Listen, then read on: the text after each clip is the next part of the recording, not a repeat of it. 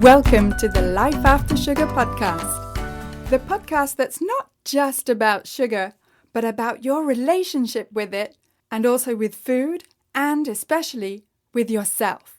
So if you want to discover your life after sugar and hear inspiring stories from all kinds of people who also cut out sugar in their way, at their pace, for their own reasons, this is the podcast for you.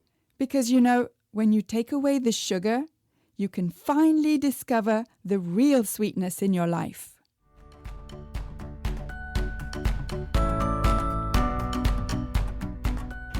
I'm your host, Netta Gorman, and today I'm talking to Vikki Jones, who's a former international athlete and is a certified wellness coach and personal trainer. And we'll be talking about what she discovered when she went to nutrition school in just a minute.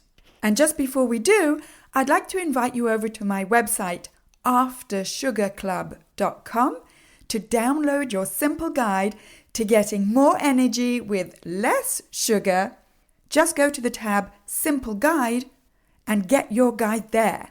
And also check out the videos on my website, aftersugarclub.com, by clicking on the tab What to Eat. There's lots of free resources there to help you figure out, what's left to eat if you cut sugar? And come say hi on my Facebook page, Life After Sugar, on my Instagram account at My Life After Sugar, where I post pictures of what I eat, what I do, and basically, Instagram stuff to show you that it's totally possible to have an active and fun life, even when you don't eat sugar. And you can also find me on YouTube, on the Life After Sugar YouTube channel that I just started in December 2021. So excited! Leave a friendly comment or two there and subscribe to the Life After Sugar YouTube channel because I'll be publishing a new video every week. All right, here's my chat with Vikki Jones. So, Vikki, so lovely to see you. And can you tell me a little bit about your life when you were still consuming sugar? Well, I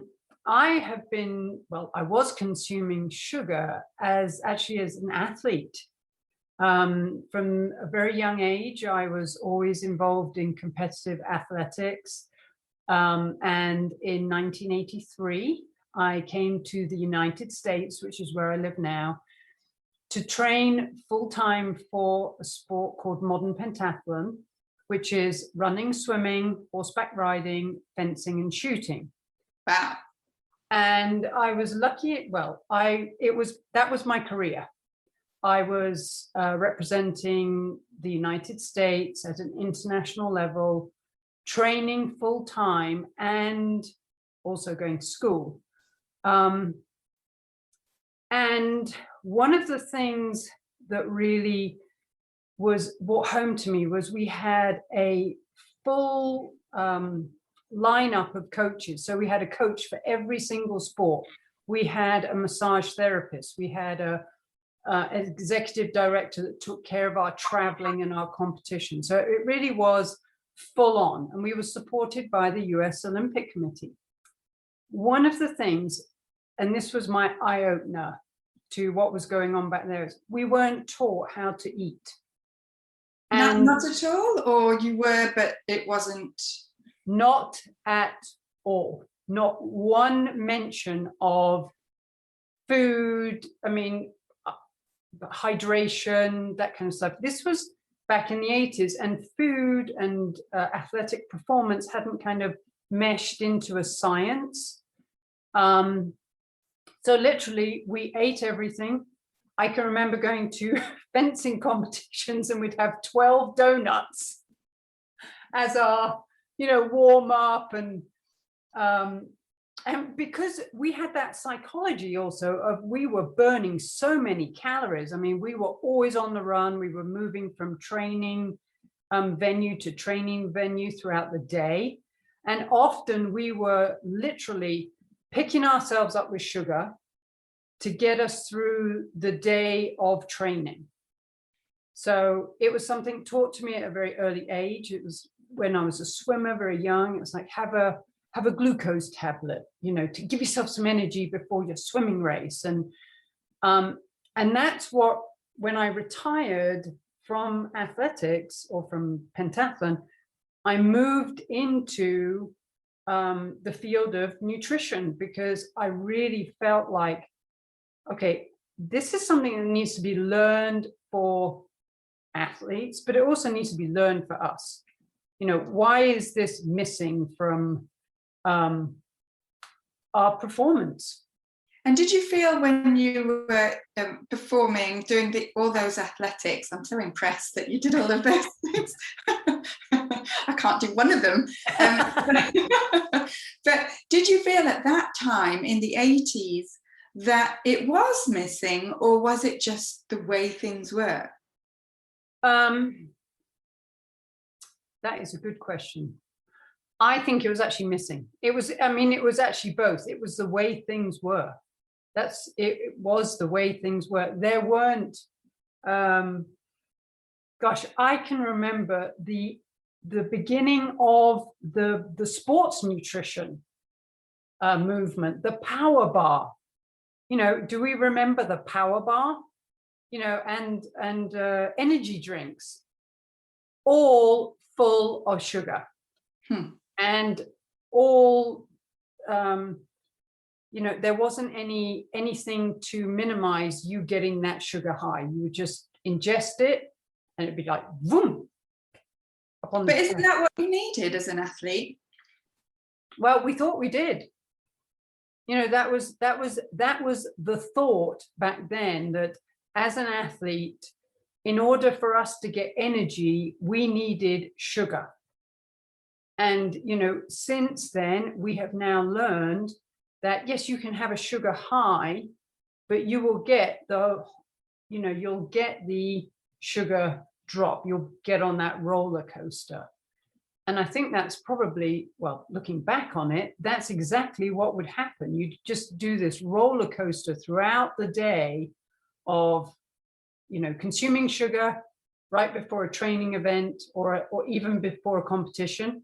And then by the end of, by the end of the competition, you'd be on the sugar low. And did you feel that physically when you were doing competitions?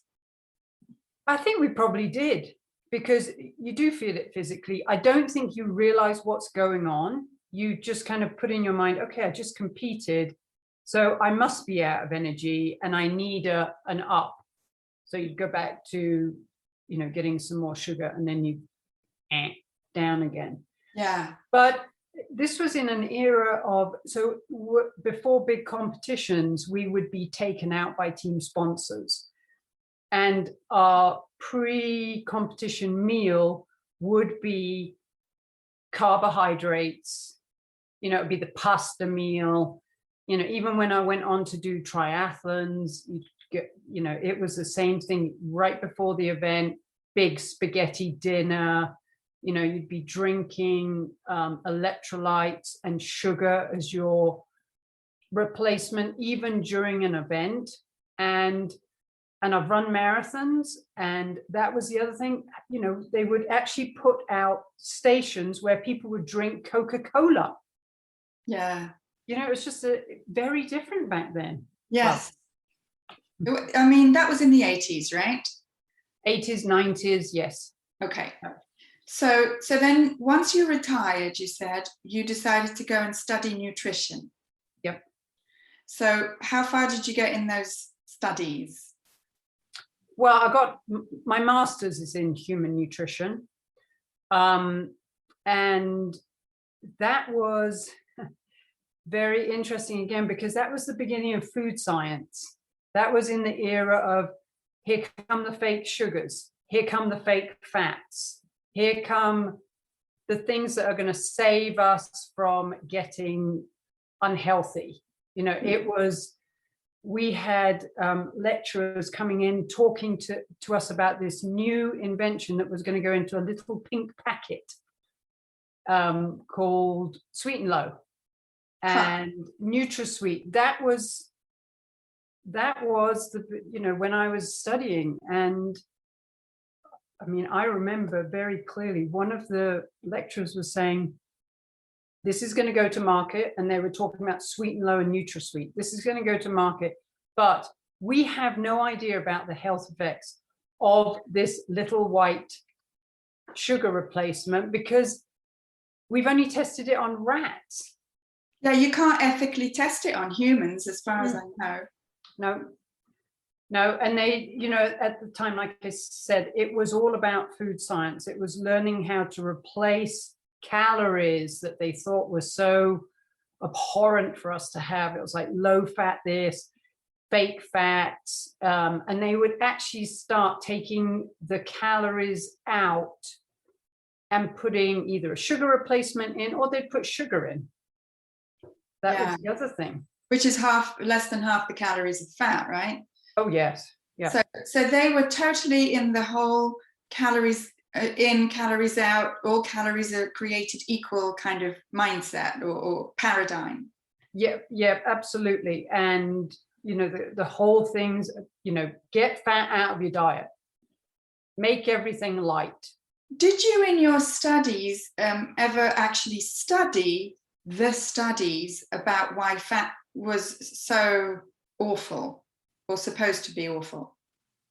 No, I didn't, but I read about it afterwards. I mean, I've read so much because ever since I did my degree, I've always been interested in food, and I have literally watched how it has changed over the years. And back then, we avoided fats. We didn't know about them. And there was stuff coming out by big organizations saying that this is unhealthy. And I don't think it was probably 20 years later when I was starting to read about what the good fats and how detrimental sugar is. So as fats and sugar, we were like, they were taking fats out and pushing sugar. And then it's like, now it's switched. It's like, put the fats back in, get the healthy fats, get the sugar out, because that is, it's poison. I mean, if you'd have said in the 80s or 90s, or quite frankly, even 5 years ago, the term good fats, I would have just thought that it was a contradiction in terms. There's no such thing as good fats. Now we know better, but at the time, all fats were bad, right? At the time, all fats were bad. I mean, the biggest magazine at the time was Cooking Light. Like, get the fats, start cooking without fat. But in order for them to take fats out, they would actually put sugars in. Right. So it was like this switch of, and we all became sugar addicts. Sugar addicts, and funnily enough, overweight. Funnily enough, the thing that they were trying to prevent, which actually is there are studies that you can read now that this was erroneous information given to us, but the fact that we don't have enough fat, and the whole sugar thing is, sugar is such a toxic substance in our body, and as soon as we start consuming that, especially Sweet and Low and the fake sugars, the body doesn't know what to do with them.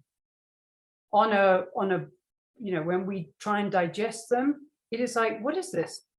We don't know how to digest this. This becomes a toxic substance in our body, and therefore our body holds on to fat to protect it from the toxicity of a foreign body in our digestive system. And that's why we start putting on weight. And that sort of toxic product, whether it's actual sugar or pretend sugar, replacing one toxin with another, that it also creates inflammation in the body. The body not knowing what to do with all this stuff, it will create inflammation. Is that right? Yeah, it will create inflammation. And the other thing that happens when you ingest sugar is, your free radicals increase. And then it increases your oxidative stress. So we hear about free radicals being very detrimental to our health. And oxidative stress on our body is also very detrimental to our health. So sugar, even though we used to think it was a very clean substance, is actually very, very dirty. During your studies for your master's degree, now I come from an academic background, so it's like I spent my whole career, thinking that master's degrees and PhDs are like the top of the pile, and that you know more when you study longer. But if I understand correctly from your studies in human nutrition up to a master's degree level, what I understand is that you never actually questioned those studies or those conclusions that said that fat is bad, get it out of your diet. Is that right? That's right, yeah. I've since changed my mind. Because I think what you do is you learn about food. I was basically learning about food, and I was learning about, at that time, the food pyramid, which was different from what it is now. We have a different, system of food. But I was learning what they wanted us to hear. There were some things that were coming up that were like, not sure about this. But even the stuff that I learned, I went on then to feed my children the same thing. It was like, okay, we're going to go organic, we're going to go healthy, we're going, here's an example of things I did. I didn't want them to feel lack. So instead of giving them regular Oreos, I would give them organic Oreos. Lovely. Thinking that was healthy and better, not understanding that it's the bad thing is the sugar, the chemicals that are in the food. So I've since kept learning and learning and learning, staying one step ahead of the curve, hopefully, because I'm interested in it. I really believe that food is medicine. Food is fuel. And, when you're an athlete, we're all athletes, we're athletes as mums, we're athletes as parents, or anything, as professors, we're all life athletes. So we should be feeding ourselves the best fuel. And it's been a learning experience. I'm sure it has. And it feels to me like you were learning more once you stepped out of that academic context. There's irony for you. Yep, I did. Well, back then, even to get into a nutrition program, there were hardly any nutrition programs in the colleges, in the universities. So for me to find one was difficult anyway. And it kind of gave me the degree. But for me, then I was like, all right, this is my interest. I am going to learn all about foods. But Netta, I can remember eating those awful egg whites. It's like, get all the cholesterol out of your food. It's terrible for your heart. And we were making these recipes with fake eggs and horrible fake foods. And I think, ooh, now it's like, ugh. Yeah. Now you know better than now I know better. What you know at school. Yeah. I say this as a teacher. Yeah. I have to laugh, otherwise I'd cry. So then you did your master's in human nutrition. You then sort of actually learned stuff to do with how the human body actually uses food and macros and all the rest of it. And all through that time, what were you doing then? Like, what were you doing with this information over and above sort of feeding your family differently?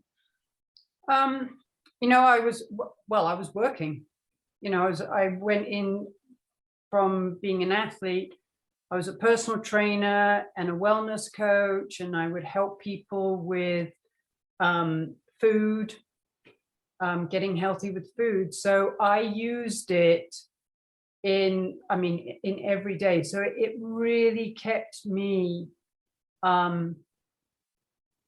it just kept me involved in what was going on with nutrition. And I would always tell my clients, this was my little tagline, because people would come to me and they would be working out. I would be giving them workouts. And I would say, you cannot out-train a bad diet.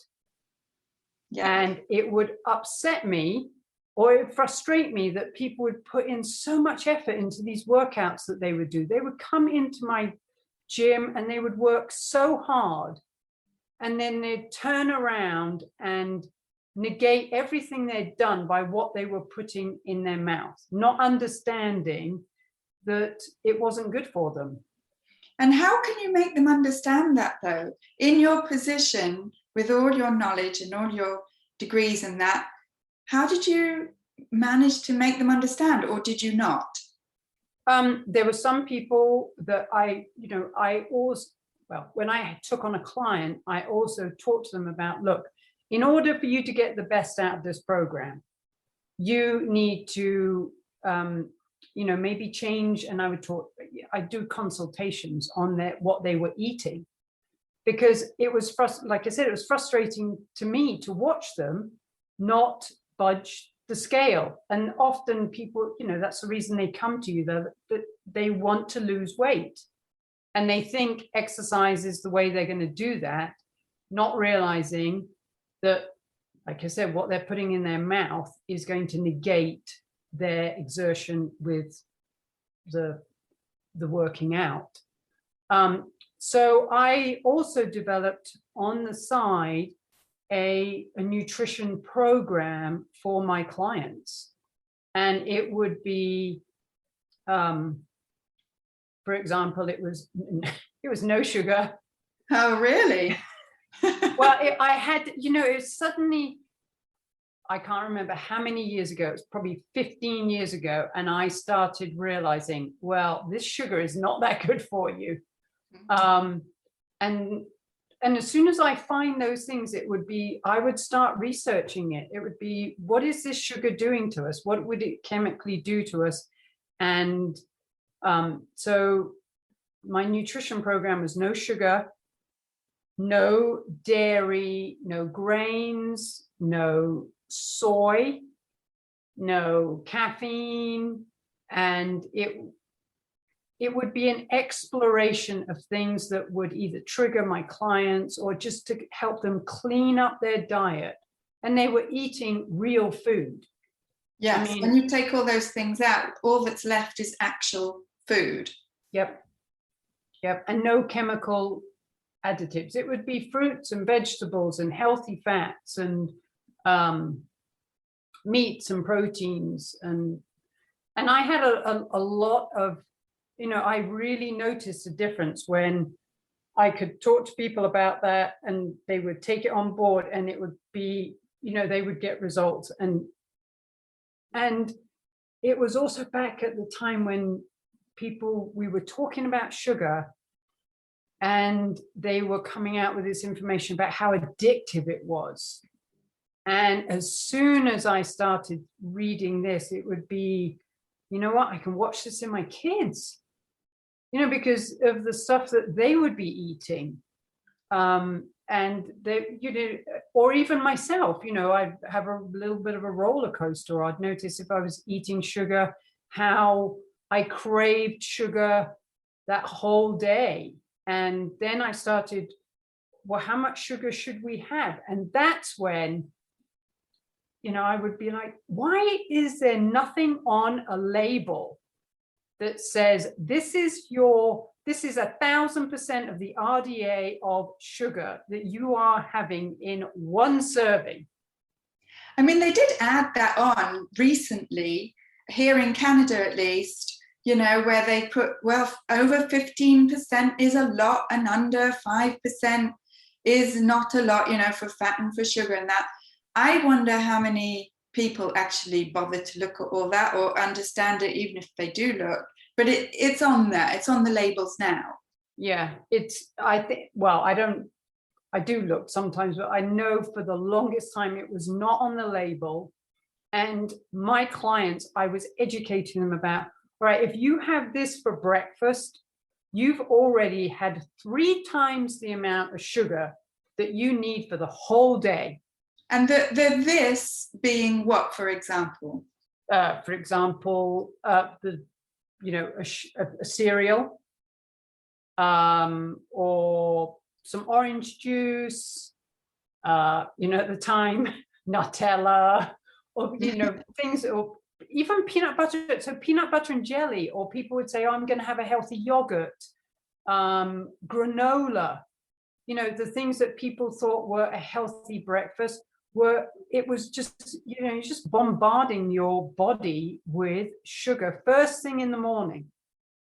And that is a recipe for disaster for the rest of the day if you're trying to stay off that roller coaster.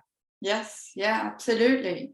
So as a former athlete, you were helping just other athletes or just sort of people in general with your coaching? It was just people in general. Okay. It literally, I don't think I've ever trained an athlete. I've just trained people. And were you allowed to tell them, bring down the sugars, the processed carbs, eat more good fats? I mean, I think some dietitians or some nutritionists are not actually allowed to recommend those things. Well, in my own business, I was allowed to recommend anything because, I have a master's degree in nutrition. So if it was my client who was paying me for my advice, I could talk about that. But there was one time when I was working for a worldwide corporation as their summer fitness trainer, and I would go into their business and I would do nutrition seminars, and I would talk to the employees there about, here's the thing about sugar, and if you're gonna have sugar, it's really important to make sure that you have some fat and protein with it, so your body isn't bombarded with that sugar high. You get the slow release of sugar. And I was actually warned by the corporate health coach that wasn't the same as what the American Diabetes Association recommended. Mm-hmm. So that, I was not allowed to kind of talk about the program I recommended, that if I was going to talk about this, I had to follow the American Diabetes Association recommendation, and they had no recommendation about slowing the release of sugar when you're diabetic. Well, there's another irony for you. Yeah. We're collecting them today. Okay, yes. So yeah, okay, so I can feel my blood pressure rising right now, so let's carry on. Okay, take a couple of deep breaths. It's like, get yourself back into the parasympathetic mode. So listen, so you were telling me that when COVID hit, you got long haul COVID. Mm-hmm. Can you tell me what that is? Tell us what long haul COVID actually means. Okay, what long haul COVID is, it's a long, it is not recovering from COVID. So most people get COVID and they recover within about 10 to 14 days. It's very flu-like symptoms. Some people are hospitalized, some people get very mild symptoms. And what happens with long COVID is you never recover. So you don't necessarily, you're not bedridden, but something has happened in your body that has changed. You get these COVID storms, and literally you just keep, talk about a sugar roller coaster. You go on this roller coaster of symptoms that the virus is attacking different parts of your body at different times. And you become so compromised medically that you literally just become it's like like I said, you just get bombarded with different symptoms, and you think you get better, and then suddenly you just relapse again. So the symptoms you get are things like really bad shortness of breath, brain fog, incredible fatigue, breathing issues. You get heart rate fluctuations of, if I was just sitting down, my heart rate would elevate to 150. And that would be, prior to COVID, that's my running heart rate. Yeah. And then you would get a heart rate dip down to 40. So you'd get this sort of myriad of the most bizarre things happening to your body that you literally have no control of, or because it's such a new syndrome, there are no answers to it. So you literally, well, for me and my husband, it was, we're going on a journey of exploration to find out what the triggers are. So what would trigger a relapse for me? Or what are the things that I can do just to keep me even just at a baseline? And so I was talking to you before the podcast, for 10 months, I've not been able to work.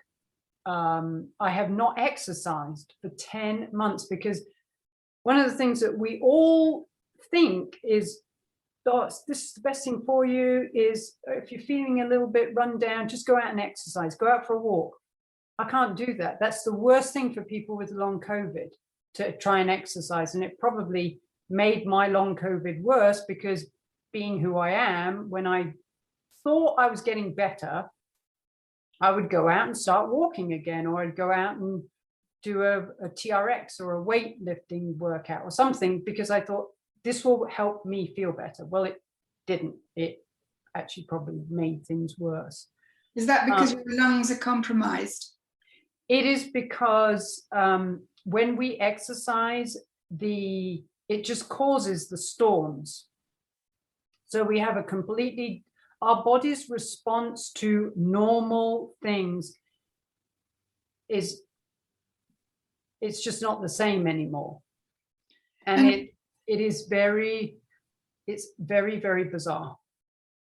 And this is, despite the fact that you eat clean, as it were, that you don't eat sugar and all those things, that I just want to say that does not prevent you from getting COVID or long COVID. No. But does it help when you are in between storms? Does it help the way that you eat, or does it have no bearing? Oh, it has a huge bearing. It has a huge bearing. And, I want to reiterate what you just said. Coming into COVID, I didn't eat sugar. I exercised, I was healthy, fit, strong. And, I got COVID. I don't know how it happened. But one of the things that I turned to during my long COVID journey was, all right, you need to keep sugar out of your diet. And it was easy for the first 8 weeks because I had no sense of taste, no sense of smell. And literally it was like, I'm just going to eat bone broth. That's the only thing I ate. But then you learn that there are some days when you are so tired and so you have these storms that take so much energy from your body. And when you come out of them, your body wants fuel. And literally the worst thing that you can give it is sugar, because you'll go up and then you will drop down even worse.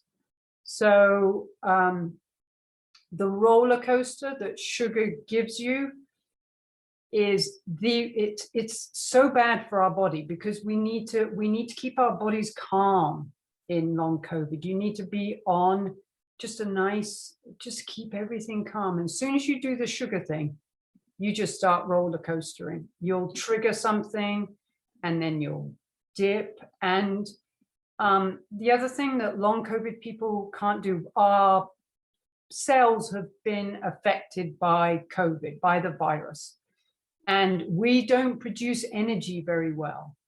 So on a chemical, when you look at it chemically, if you take in sugar, you're producing free radicals, you're increasing oxidative stress, you are stressing your body.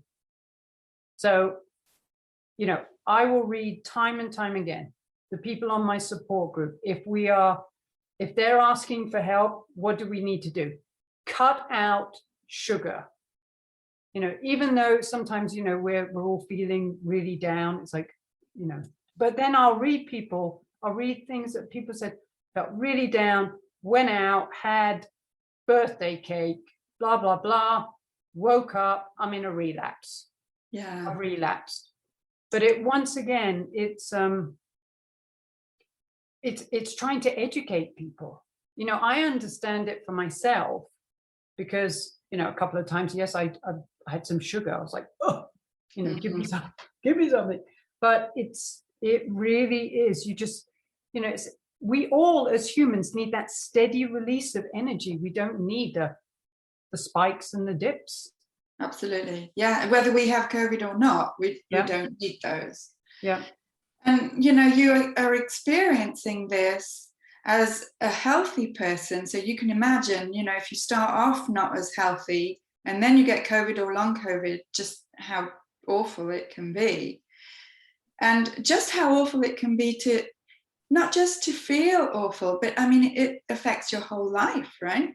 Yeah, it does. It really, it's been a journey. It's a journey. But yeah, it really does affect your whole life.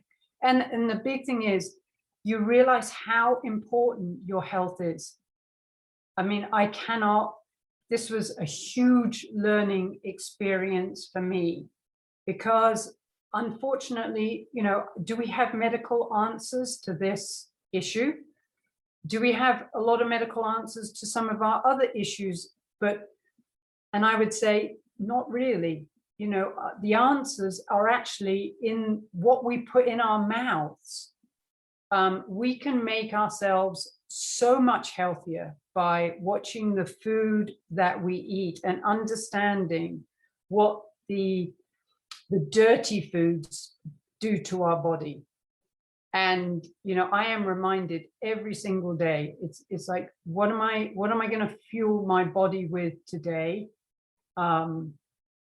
Because that has been, the pyramid of healing for me has been food and supplements and mindset and meditation and breathing, it's acupuncture, so very natural things.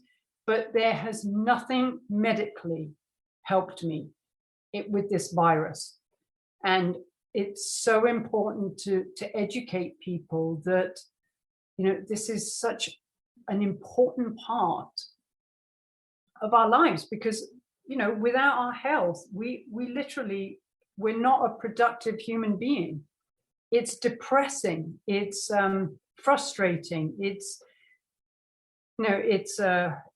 like I said, for the past 10 months, I can't believe the difference that the long COVID has made in my life. But my conscious choice is that I know that food is part of my healing, and no sugar is a huge part of what I eat.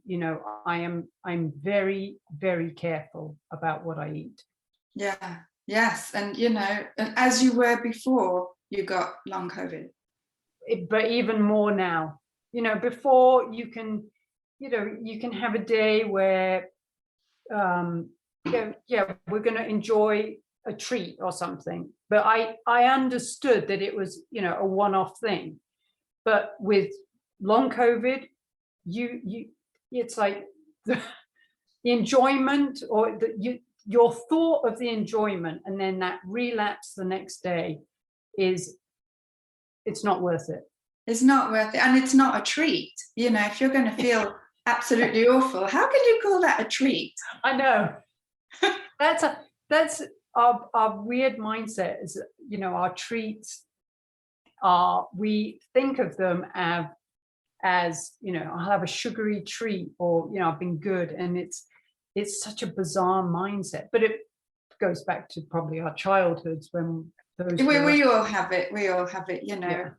It just needs changing, but so no judgment. I went through that as well. So Vikki, I'm just fascinated by your whole story. And is there some sort of indication of whether you'll ever get over the long COVID? Well, is there any research out there? There are some people that are popping out of it. They've had it for 14 months, especially the people in Europe, and you're seeing that they're recovering.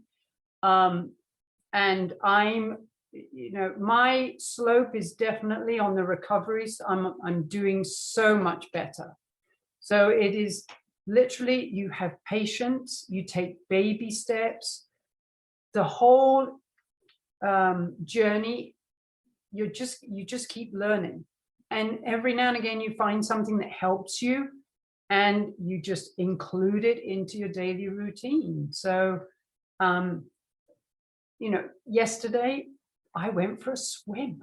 I mean, and for me, that was such a huge goal, to be able to we no longer say, as long COVID, we don't talk about exercise, because that's something that is not in our, we shouldn't be thinking, oh, I can exercise my way back to health.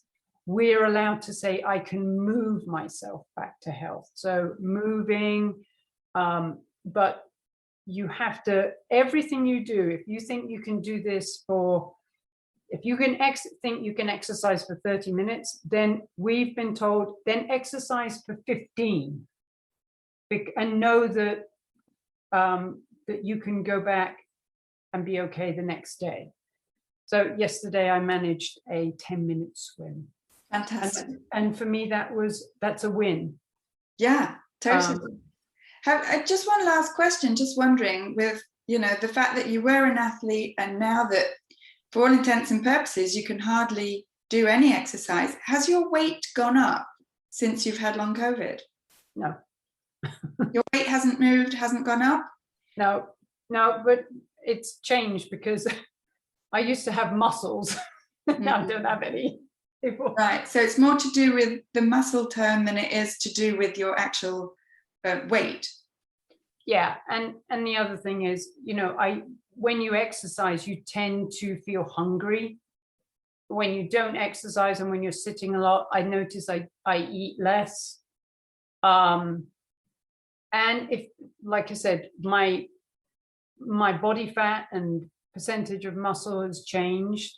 And at the beginning of COVID, when I had no sense of smell or taste, I actually lost a lot of weight. I can imagine. And I've been rebuilding. So, when I think about rebuilding myself to get healthy again, it's eating, healthy fats and fruits and vegetables and good proteins. I don't eat a lot of grain or flour, no added sugars. I really am very careful. And it's, if you're eating the right kind of food, your body naturally stays in a good state. And you'll keep your metabolism running, even if you're not exercising. I mean, we use exercise to increase our metabolisms. But if you're eating the right food, that will keep your metabolism running very, very fast. Yeah, that's been my experience as well, because I'm so not sporty. And yet I don't put on an ounce. Yep. It is what you eat. I mean, like I said, you can't out-train a bad diet, and you have to learn that your body needs healthy fats, proteins, lots of vegetables, and it will thrive when you feed it. Even if you're sick, if you're feeding your body the right food, it will give you the best chance of recovery. You can heal yourself with food. I truly believe that, but you've got to heal yourself with the right food. Wonderful, wonderful. Thank you, Vikki. That's very inspiring. And, I would venture to say very true. Yeah, thank you. Thank you for talking to me today. Wow, what a great interview to finish up 2021. What a year it's been. And I just find that Vikki's capacity to question what she was taught really impresses me as a teacher, because that's been at the heart of my teaching all my career, as well as at the heart of Life After Sugar. It's way more than just changing what you eat. It's also about changing how you see the world and how you see yourself in relation to sugar. And it's true that Life After Sugar doesn't change life out there. Stuff still happens. Ups and downs are inevitable in life. But Life After Sugar, at least in my experience, and I guess Vikki's too, and all my guests this year, well, Life After Sugar gives us the chance, I think, to really appreciate the sweetness of life when we take away the sugar. And that's what I wish for you for the new year, which is to find the sweetness in life, even if you don't eat sugar.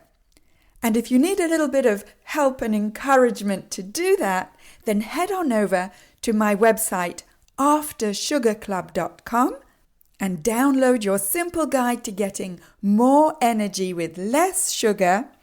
Just click on the tab Simple Guide, and you can also find all of the podcast episodes there by clicking on the podcast tab, and you'll also find my 5 tips for getting rid of cravings there.